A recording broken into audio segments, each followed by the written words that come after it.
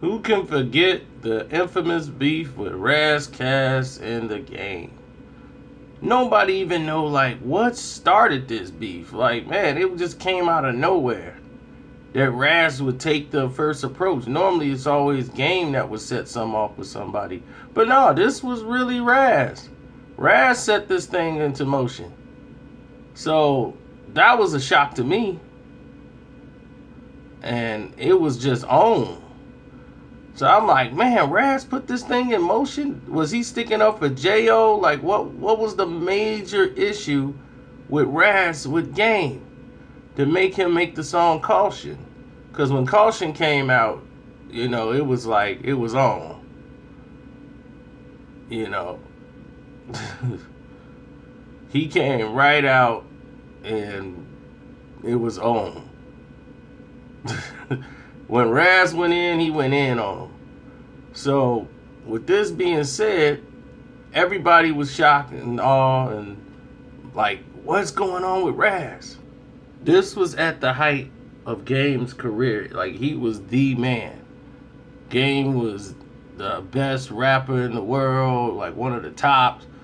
Had to sold like 4 or 5 million records on his debut. Game was out there. He was out there heavy. Now, at this point, people like Rass is doing this as a come up. And he put the line in there. Got 1,000 tattoos but won't raise a gun. So when you get murked, I'ma raise your son. So when he put that in the rhyme, that's what got under Game's skin because he used his son. Like, man, dog, why would you use my son in that? So when they met in the club in LA back in 2006, and he ain't never really had no beef with Rass before this. He knew he was there, and he was like, all right, I know what I'm going to do. He said, let me go ahead and wait till the club is over. My boy party over, and then I'm going to approach him like when they cut the lights on. I'm going to go up to him so we could talk. And Rass knew he was there, but he was like, oh, well, Game ain't finna do nothing to me.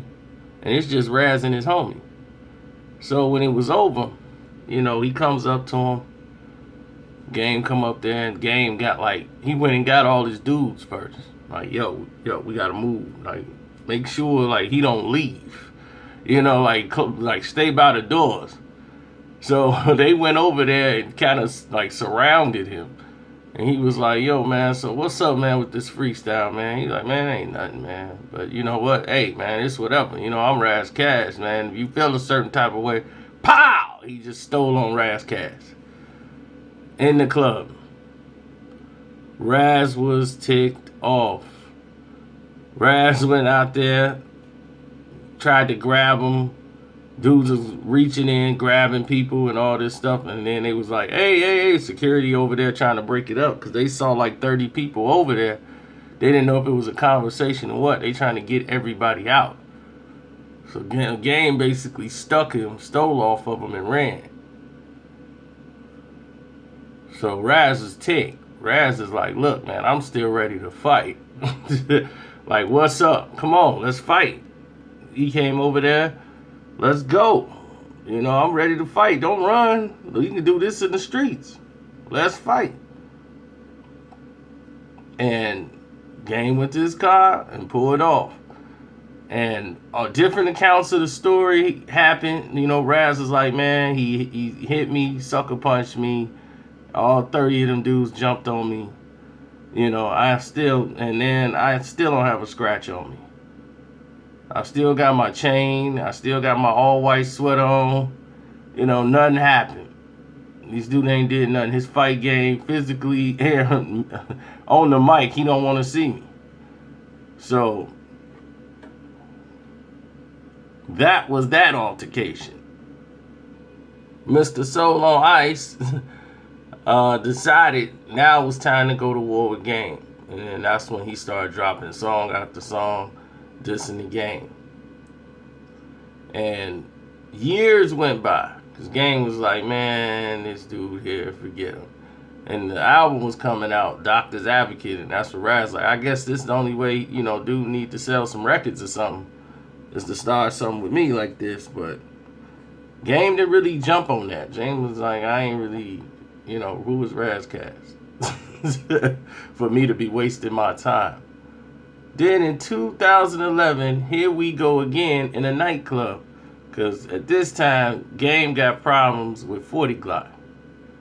So now that he got problems with 40, it's a whole different type of situation. And now 40 signed Rass because Rass don't like Game. Now it's like, all right, now we got some backup, another dude that don't like Game. So they get in the club, and there's Rass, and he ready to kick it off for telling people how he done blasted him and whooped him up and all this stuff. He's like, man, you keep telling this lie in the press like you beat me down or something, knocked my head off my shoulders. And that ain't what happened. So Rass is already salty. Now, this supposedly came from the disrespect from EXO, from Black Wall Street. It started from there. He used to be with Rass, then he went over to Black Wall Street, and this is where the beef takes off. And rather address that, these two dudes meet again at a New Year's party, and again punches his throne. And this time, he was like, man, you hit and ran. He came up to him, gave him a 1-2, then tried to break out again.